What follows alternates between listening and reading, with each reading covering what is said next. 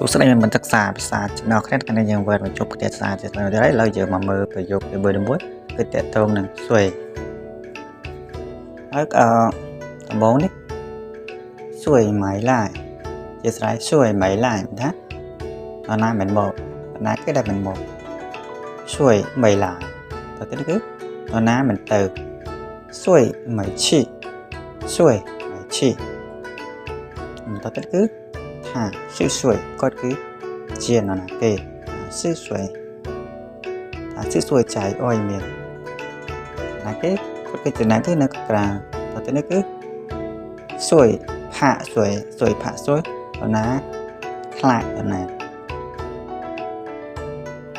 ស៊ុយផាក់ស៊ុយបានបតខ្លាចស៊ុយផាក់ស៊ុយតើទៅគឺ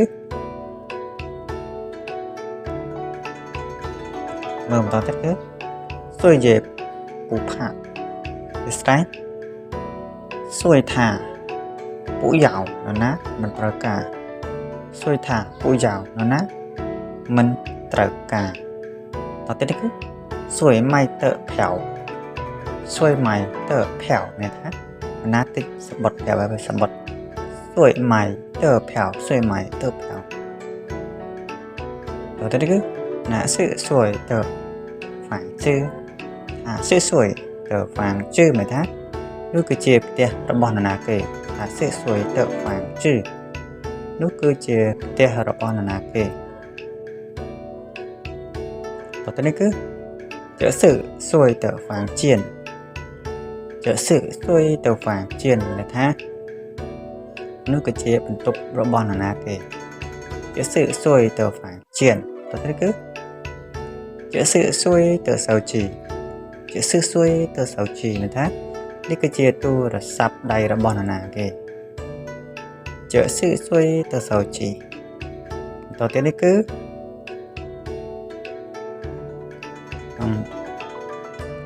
នេះយ៉ាវ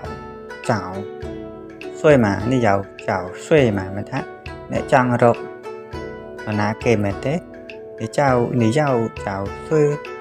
ម៉ានេះយ៉ាវចៅស៊ុយម៉ាតែណៃញ៉ាចង់រកនរណាគេមែនតែនេះគឺស៊ឺស៊ុយកៅស៊ូលីតើស៊ឺស៊ុយកៅស៊ូលីតើនរណាជាអ្នកជាប្រាក់អ្នកប្រាប់អ្នកស្រ័យហ្នឹងហើយស៊ឺស៊ុយ